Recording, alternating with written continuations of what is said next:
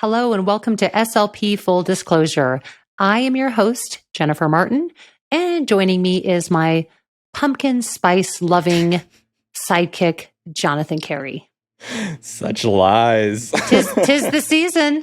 Tis the season. Don't be a hater. Coffee, so yeah, but you like to drink all by itself, just this pumpkin spice flavoring instead of putting it in your coffee, right? Yeah, that's a certain kind of hell, but you know. You don't like anything that's flavored like pumpkin spice? No, definitely not. Because I don't even like pumpkin, like just like regular pumpkin. Okay, pumpkin spice tastes nothing like regular pumpkin.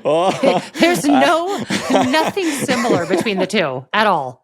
I wouldn't know because I haven't had the pumpkin spice variety. I've tried regular pumpkin before and it wasn't too appetizing for me, at least.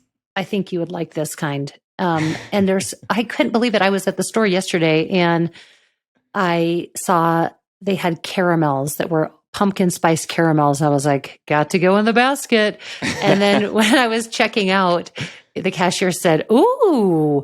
And I said, "Oh yes, they were speaking to me."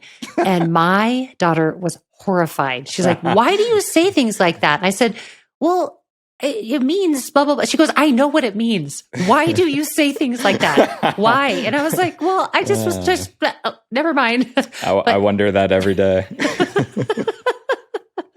Not even your daughter, so it's like, I can only imagine how embarrassed she is. I know. I mean, imagine she's like already working on how to change her identity from a young age. So, but anyway, they did speak to me, and I ate way too many of them, and they were delicious.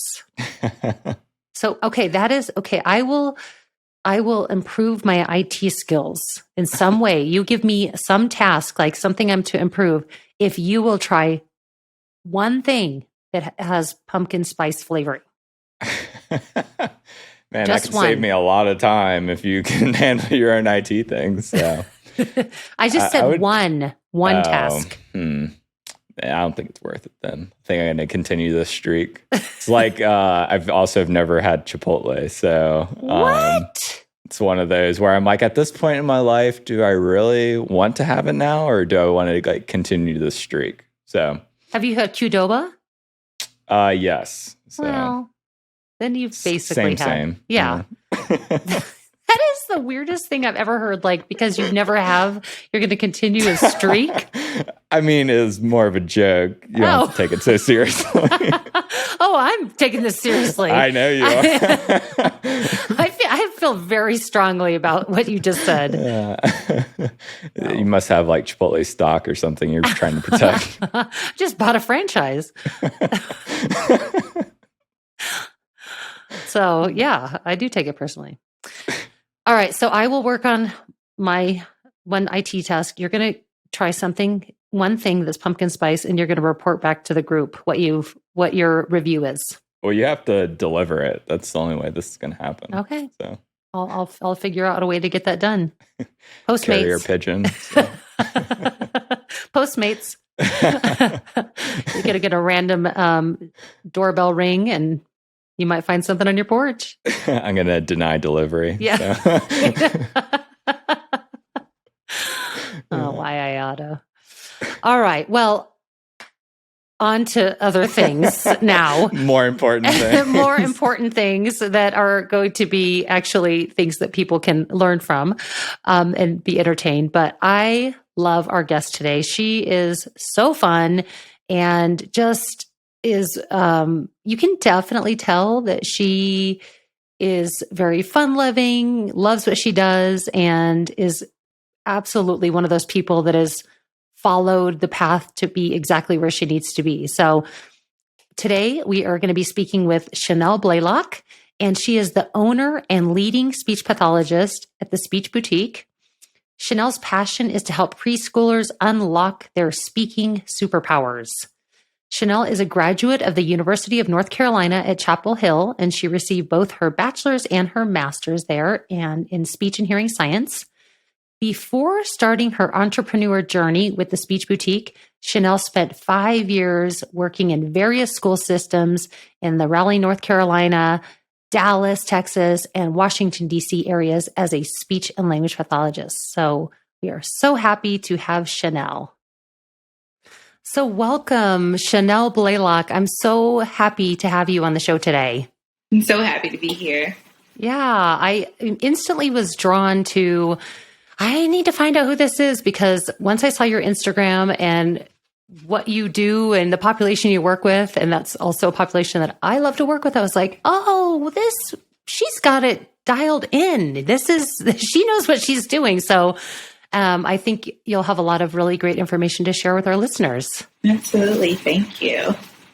Yeah. So just to get started, I always like to just figure out what brought you into this profession as a speech language pathologist, and how did you get to where you are currently professionally?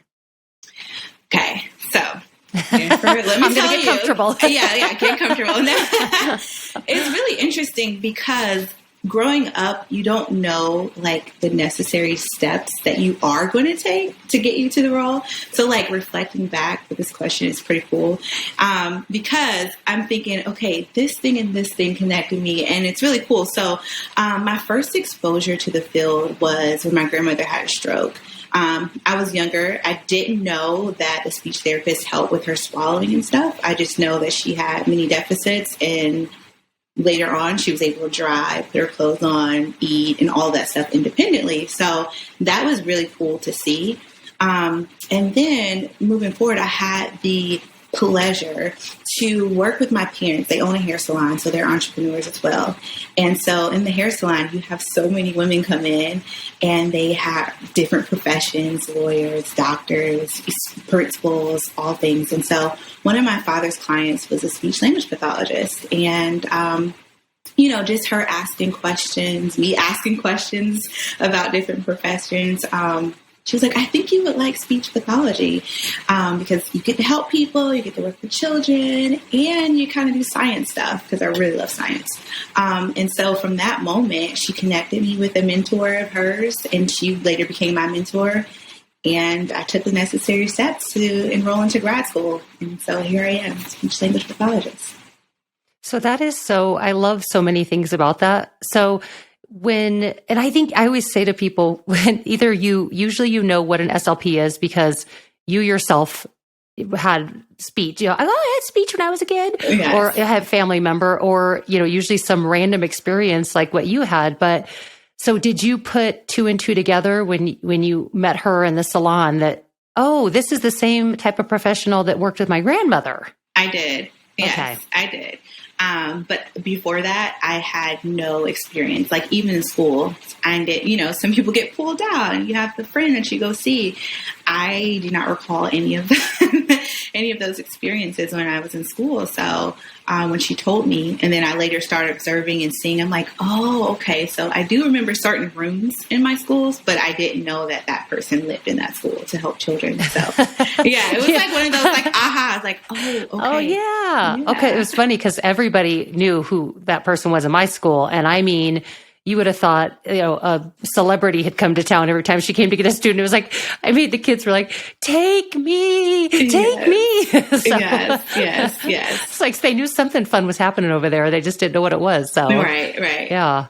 So, and I love also, so she became your CF mentor.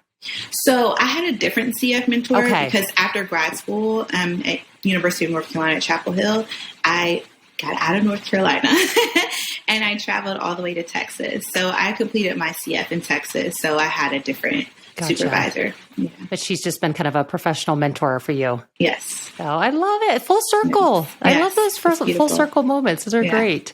Yes. Well, and I have a million questions about the salon, but that's for another podcast. Totally. I was like, oh, that would have been my dream. But so one of a couple of things, you're very talented, and if I must say so myself, and encourage everybody to go to your Instagram, and your website, the Speech Boutique. But one of the mainly the group that you're working with right now are preschoolers, and you're kind of a preschool guru of sorts. And I always feel like preschoolers are it's like polarizing. Either it's like, I love working with preschoolers, or it's like, no way, no how, or therapists want to, but it's almost intimidating because it's like, well, what do you do with them? So I'd love to know what led you to working with preschoolers versus other ages. Okay. So you kind of hit the nail on the head. It's a very polarizing demographic for sure, especially going through grad school. It's like the adult people, and then you have the children. And so I love preschoolers. So I love how they learn in the most natural environment. I love that we can do therapy. I can meet them when I was going into the schools. I can meet them during circle time or yoga time. And then I could also come at lunchtime and do therapy with them, or meet them at the park. So I love that I can work with them whenever, wherever. There's no limit. It's very flexible. I love how lighthearted preschoolers are. I love how silly they are. And then they're curious and they want to learn and they want to grow just innately. They just do. And so that dynamic is beautiful to me, and I love, love, love, love it. So that's basically why I chose this field or this demographic. Well, and everything you said is that because I worked with preschoolers for a lot of my career and then did early intervention forever. And exactly everything you just said, I felt like could have come out of my mouth. And I just love that it's not only is it like okay to be silly and have fun, but you almost have to. Yes. And so it really just allows you to just like, I would say your inner child is out there. Yeah. Let it loose. Yeah. You just, I mean, and no judgment. They're going to, the sillier, the better. Oh my goodness. Right. Like the buy-in. That's what the buy-in is, how silly you are. Basically. Exactly. But you're right too. I started with adults and I felt like it was harder to see that quick progress. And I think that young group, and especially if you can kind of meet them where they are and be silly and have fun, wow, they make progress. And it really is, you feel like, I think it just helps. It's really fulfilling to see that progress can be made so quickly. Yes. That transformation, like right before your eyes, it's like, oh, you got it. Yes, it is. It's just, it's fun. So now, not only do you specialize in preschool age group, but you are also a private practitioner. And I know a lot of clinicians and new grads and whatnot will say, or even people that have been in the field for a long time, it's like, oh, I always would love to have done my own thing and work for myself, but it's scary. And to some people, and there's, it's a leap to go from like, oh, I'm working for someone to I'm working for myself. Mm-hmm. So what led you to go from working for someone to deciding you want to work for yourself? So it's always been a long-term dream of mine and goal to do that. Like I mentioned before, my parents are entrepreneurs, my grandparents are entrepreneurs. So it was kind of one of those things that was going to happen at some point. And so I always knew I wanted to own something. Prior to me joining the field of speech pathology, I didn't know what it was, but I knew whatever I decided, I was going to have my own business. And so it's always just been a desire of mine to be an entrepreneur. And it is hard. It is different. It is difficult, but I have my family to lean on and other entrepreneurs that kind of help make it more fun and less challenging. So. Well, and I'm sure the fact that it was such a part of your life, like you said, it's almost like in your DNA. Exactly. And I'm sure maybe that felt less like, it's like, oh yeah, well, this is just what you do. And you'd probably seen the ups and downs of that and knew going into it, because I think that's where sometimes people think, oh, I'm going to work for myself, but you don't realize, oh, then all that responsibility is on you. Yes. But you had seen that. Yes, absolutely. Yeah. Well, I'm sure they're very proud to see that you're continuing the tradition. Yes, absolutely. Yeah. So tell us a little bit about what does a typical day look like for you, if there is such a thing in your role? There's not such a thing. Yeah. Especially preschoolers. It's right. Very interesting question, though. It's not typical. It's not the same every day. Mondays and Fridays, I typically reserve it for things like this, podcast interviews, administrative things, evaluation report writing, and review with parents.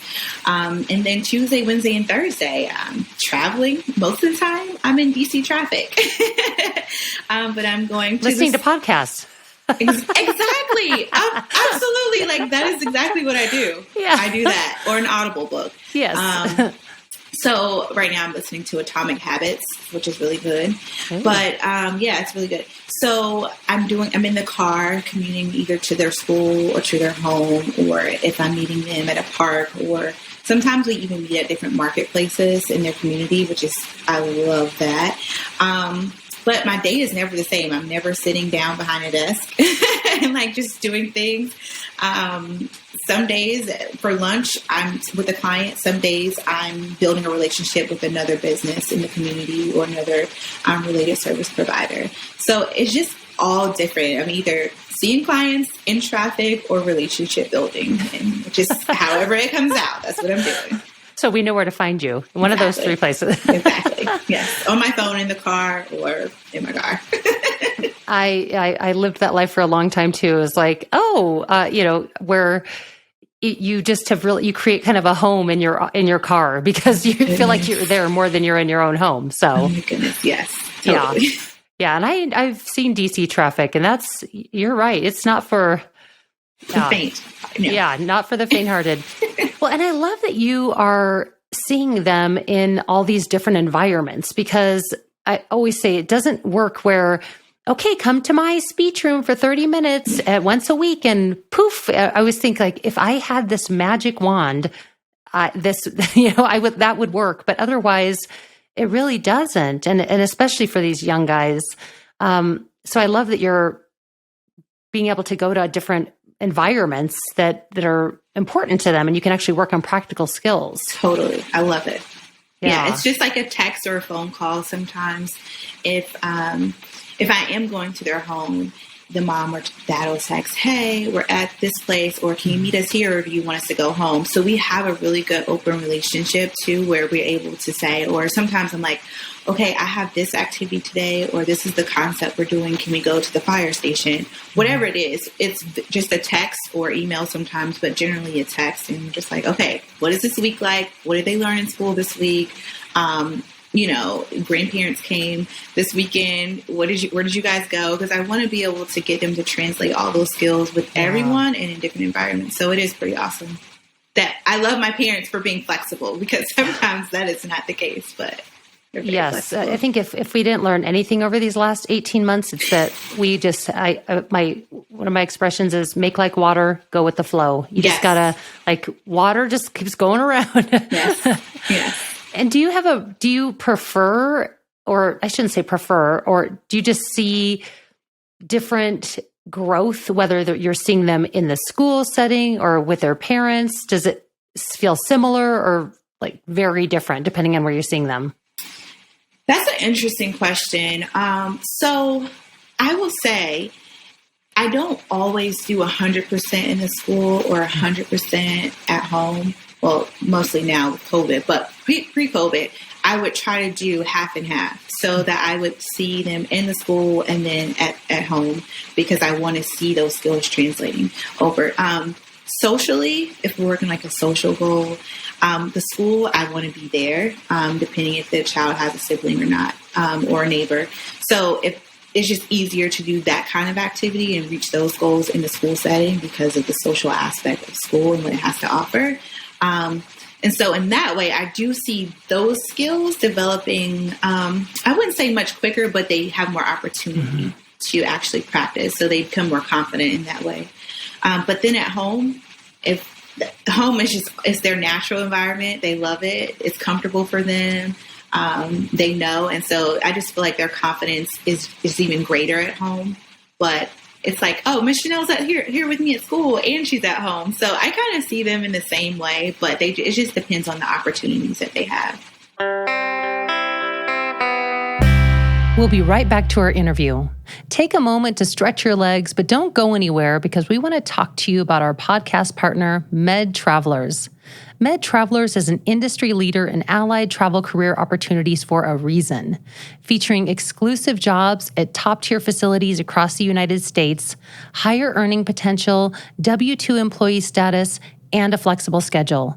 Med Travelers is your advocate for career success.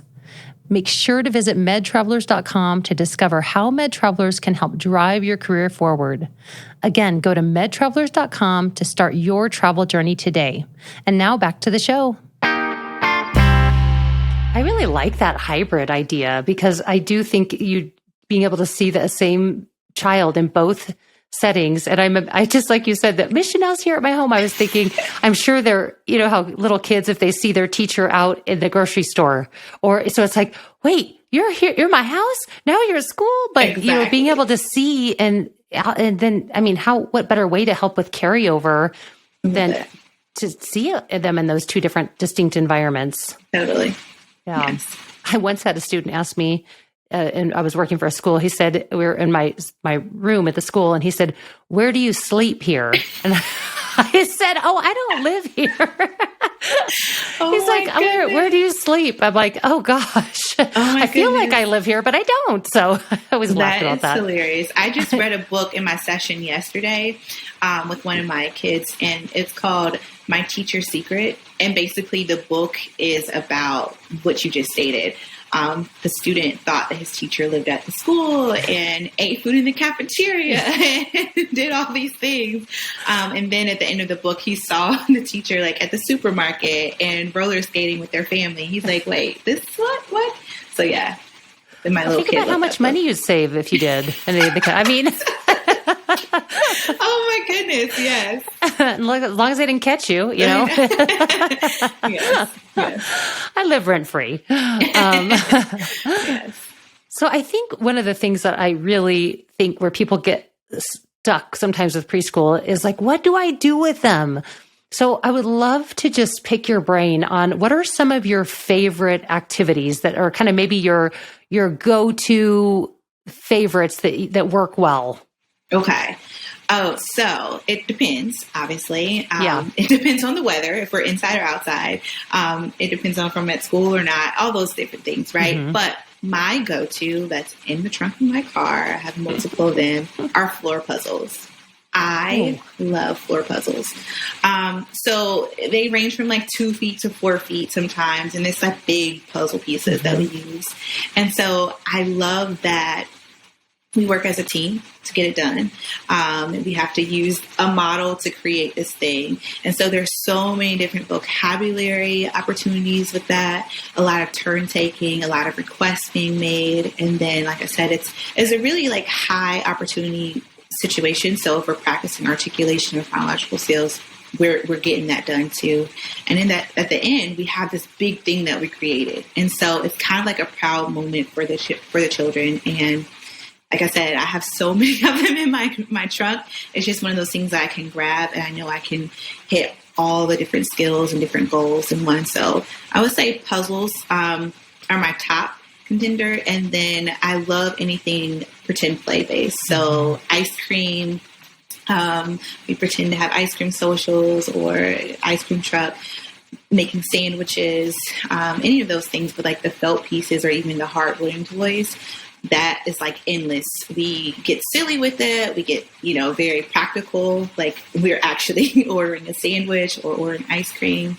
And so that one is just no limit to that as well. So those are my top two that I grab quickly. Both of those are, I could not agree more that puzzles. And I think too, where that you have with this age group, they're not going to just sit and that is not going to happen. No. So that movement and activity piece is so important because I feel like when they're moving and doing things, it's easier to retain, to learn. And that pretend play, you're exactly right. That is, and there's so many fun things. I love the sandwich idea. Yes. The cooking. Those are always so fun, like a car wash, anything where it's, and you know what else I love about that is I was just doing a presentation recently about just how, vocabulary, how do we learn it? And, expressive language. And it's a big part of it is experiences. If you don't have the experiences, you don't have the vocabulary. And so this is great too, because I know I've worked with several young kids that depending on life circumstances, they weren't going out and having these experiences. So you almost create it with them So they're still learning that vocabulary as you do it. Absolutely. Yeah. Totally. Now, what happens if you like our behaviors, if you start losing? Because we know they're very honest. If they're like, Oh, yeah. I don't want to do this. I'm not doing that. Yes. Very honest. That's another reason why I love this age group. Yeah. I mean, they are open, honest, and direct. There is no guessing at all, ever. Oh, yeah. Behaviors is just a thing, There's two things that I do to ensure that we keep it within reason. And so there's always a plan.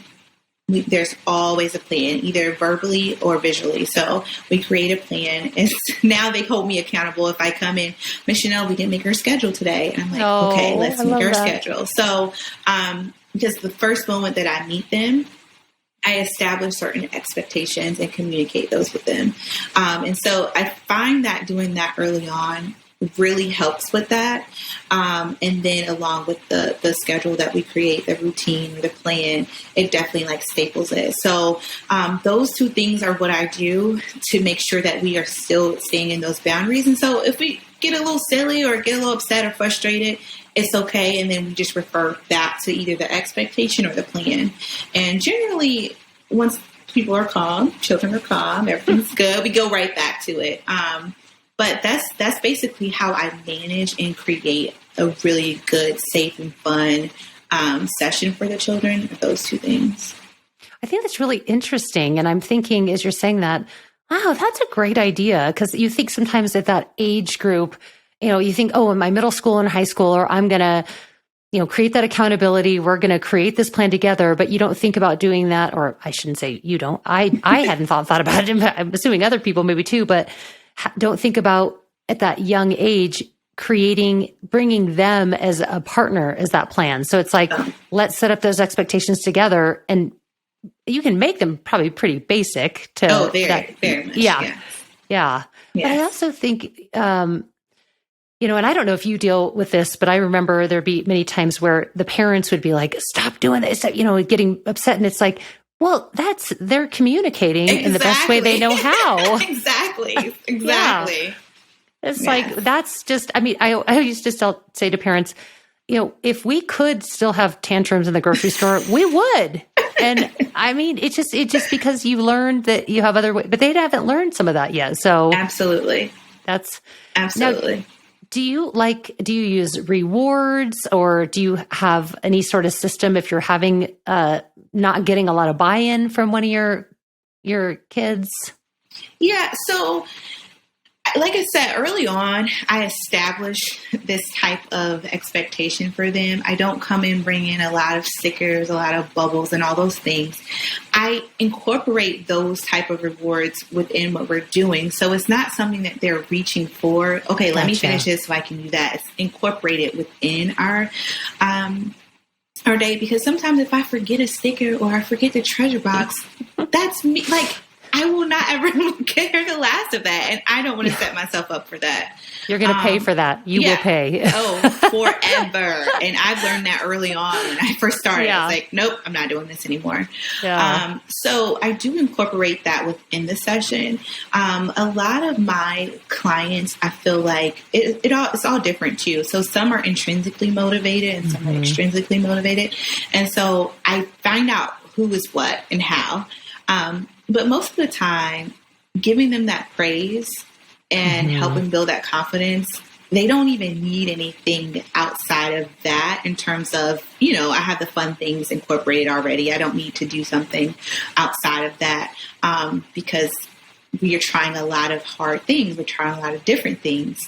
And so whenever they're able to overcome those things, it's like for them, it's like, oh my gosh, I just did this. And so that's kind of the culture that I have around my sessions, is to not giving up and trying and doing that kind of thing. And so with that, they are so motivated. It's so interesting to see. But I do have clients here and there where I coordinate and collaborate with their parents, and they have their own reward system in their home, and I become a part of it. So with those clients, it's already set up that way because the parents kind of know what motivates their child. So I have one client in particular, they have toys, and so they have fake dollars and cents. And so depending on their behavior and what they get accomplished that day, they get a certain amount of money. And at the end of the week, they get to purchase something in their toy store. So that's, it's really cool. And that's cool. Yeah. So, that kind of thing, I do associate myself with that, and I hold them accountable, and I let them know I still work with mom and dad. This is what you're doing today. They will get a note at the end and say whether or not you earned or didn't earn something. So, but most of the time, it's that intrinsic cheering, like you did it, that feeling of accomplishment and not giving up. They really love it. So I want to follow up on a couple of things you said, because I really have bing, bing, all sorts of absolutely. light bulbs are going off in my head. So I really so it sounds like you don't do the first this, then this. It's just kind of built in. And it's interesting you say that, because I would do a lot of feeding therapy, and there's a lot of feeding therapists that say never should it be like you eat all this and then you get a cookie. Like that should not be the first this, then that, but that should almost like be built into the meal. Like here's this. And so it's almost like you're doing that, but with therapy, with speech and language. Yes. Using all all of the theories and the ideology behind all those things, but actually making it more dynamic and not so making it more flexible. Because I do sometimes use the first then, but not in the way where if I say it to a child who gets that type of therapy, they're like, okay, I would do this. And I've done that before, and it also has backfired in an interesting way. I do use a lot of those concepts, but I make it my own, and we just kind of go with it and incorporate it within what we're doing. I'm interested how it backfired, so we can learn. Well, because at that point, it's like some of my savvier clients, when I mean it backfired, it's like, okay, so today you want me to do this, and then I get to do that, like that kind of sass, kind of, it's like, you got me. They're onto the system. Yeah. It's like, you got me. Okay, let me fix You're like, okay, we got to change our strategy here. Exactly, that's what I mean. It's like, okay, you can't use that tool against me. No, that is funny. And, I'm envisioning a few of my own kids that I work with as you're saying that, like, yep, I remember, that would have been that person. And I think you bring up such an important reminder where, I think sometimes we think, oh, we do need to give them a sticker or some sort of like tangible reward. But I think you hit the nail on the head that praise, especially, and for all age groups, but really at this age, we think, oh, they need something. But you're exactly right. Because I'm thinking even my little guys, you clap and then they clap and they're so happy. That's all they need. And even that's a good reminder. Like sometimes it's not even that. It's like a smile, and it's like, you saw me. Wait, what? I did it. You did it. Yeah. And then it's just for me too. I did sometimes I will like reward like Pokemon cards or something if we're doing something huge, or if they're exiting with me, things like that. But I just don't want to have that responsibility of making sure I'm trying to feed that thing every single week. That'll be really hard to do and maintain. That's exactly the key. It's like once you start it, you don't stop. Nope. They're not. You I learned that early on. It's like, where's my sticker? Where's my prize? Where's my? Yes. Yeah. Yes. Well, and I want to touch on something you said too. I'm really interested about how you incorporate caregivers and other professionals when working with this age group. And what does that look like if you're in a home versus in a school? How do you partner with the parents and other professionals? Yeah.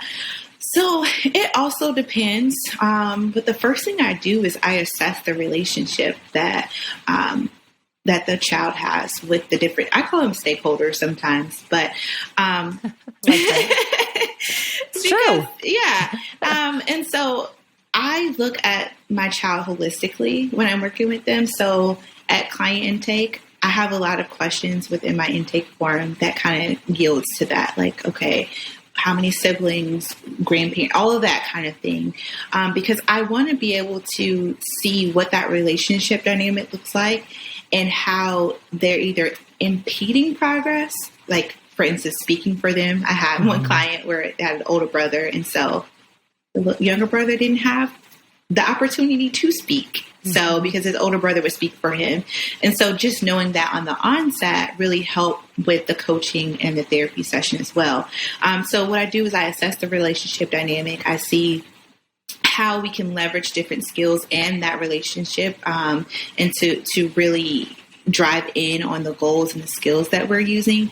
And then what I also do is after I assess it, I empower them by either coaching them or saying, you got it. This is exactly what you need to do. Keep doing it. Can you do this before bed? Can you do this on the walk home? That kind of thing. Or it's like, okay, well, at bedtime, you should use a visual schedule, because when I come in and I create a visual schedule, he's able to do. So if you want him to put on pajamas and brush his teeth and maybe read a book before bed, let's just quickly draw that out and let's see what progress we can make. So it changes. Sometimes we have grandparents that live close within like a 5-mile radius. And so I incorporate them in the session. We're playing games together on the floor or putting a puzzle together.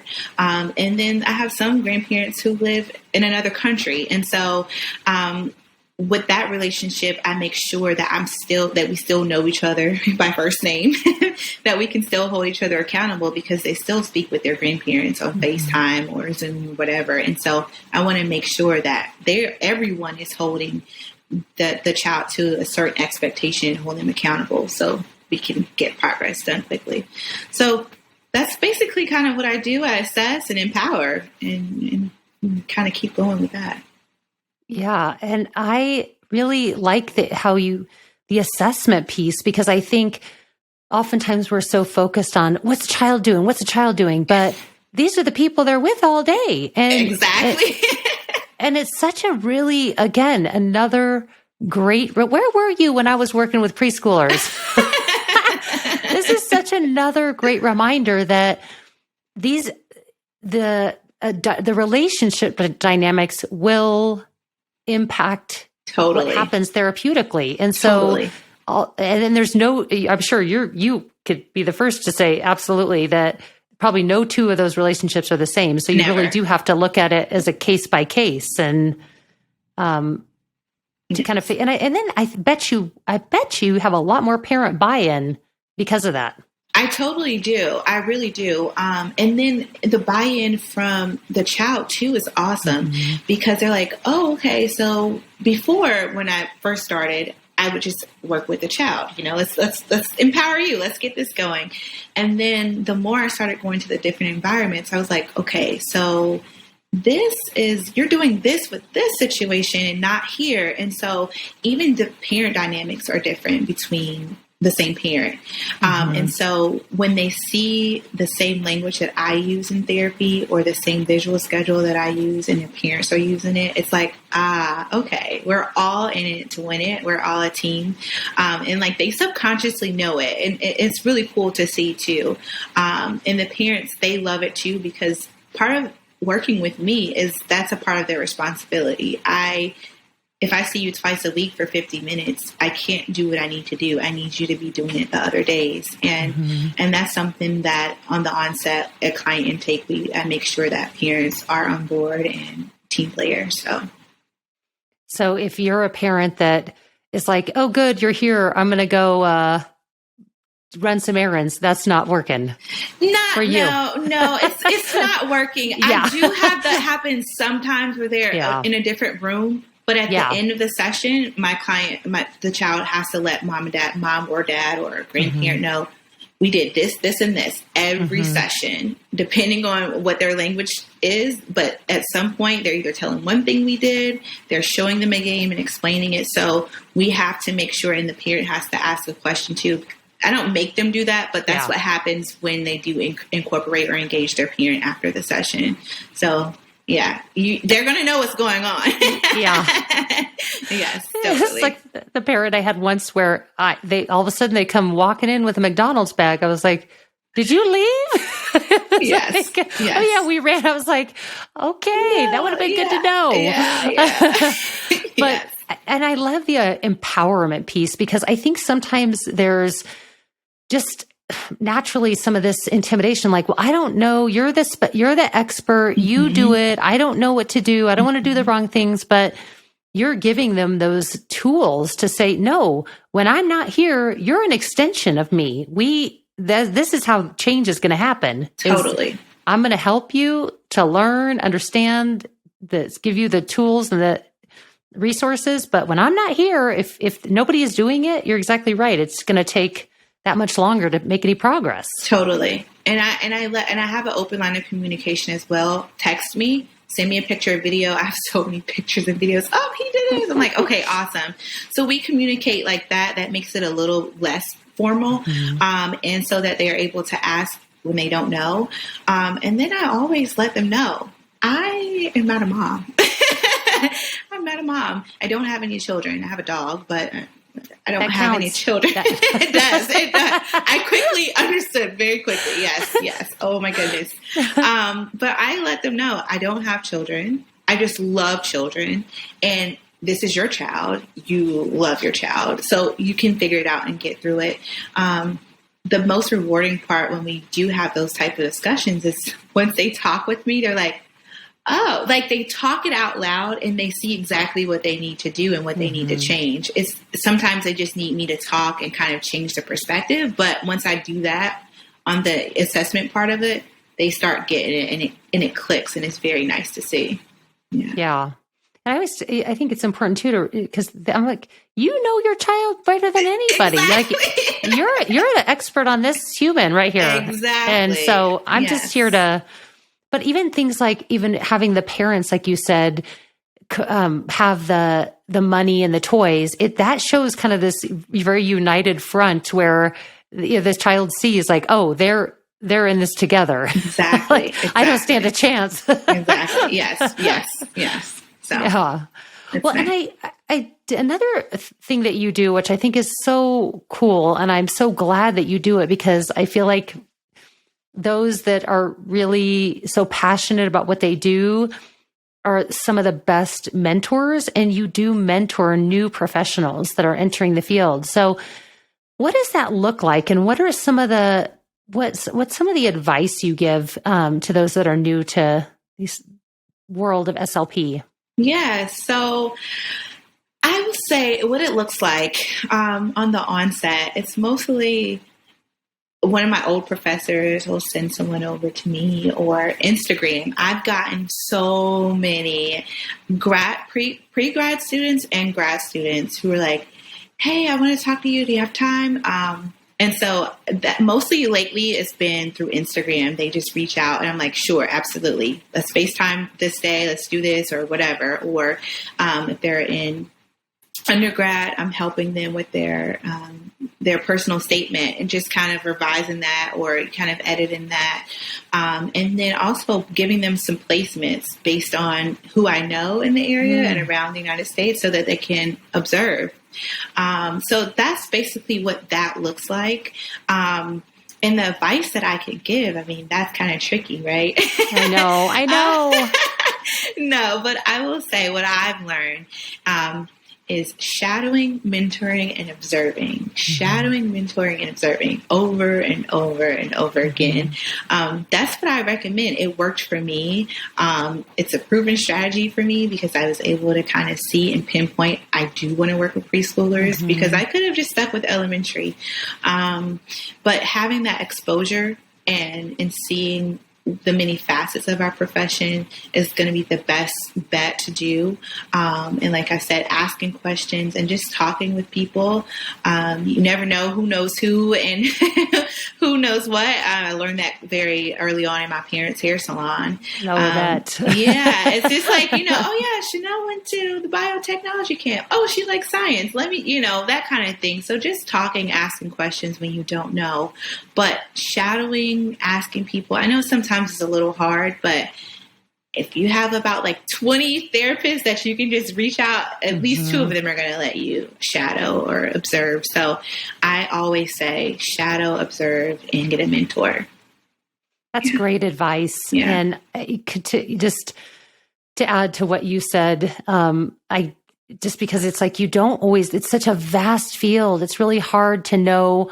Yep. It's like when they ask I know exactly what I want to do from this point on, but sometimes if you haven't really done it, you don't know. And so I think it's even sometimes that observing, you can learn real quick. Oh, I don't ever need to do that. Totally. And that's just as important because it's like, you got to whittle it down to what, like you said, that's how you discovered your love for these preschoolers. And it's like, what a perfect match that was for you to find that. So yes. I love that you do that and the mentoring. Again, where were you? I mean, I'm probably a whole lot older than you, but if you could have reversed, where were you? Yeah. So you've got your private practice. You've got, and again, I know you mentioned your Instagram. I encourage everybody to go, and we'll put it in the show notes, but the Speech Boutique, and then also your website with the same name. It's just a really fun, well done. You give a lot of great information and advice on there. But Thank you. what is next for you? What do you still want to accomplish? Yeah, so there's a few things that I want to do. I want to obviously continue to grow professionally. I would love to grow my team and build an area where it's a dynamic multidisciplinary situation where I have OTs, PTs, psychologists, family care coordinator, that set up so that it's not only a one-stop shop, but we're able to kind of triage and really help. I love referring out, but at some point I would like to have all of that in-house and growing my team. And then, I learned how to connect with preschoolers so well and their parents. And so I want to go further with that. I want to develop a parent coaching program where I work specifically with first-time parents and helping them, equip them with the different, or empowering them with the tools that they need to ensure that their preschool is ready for kindergarten.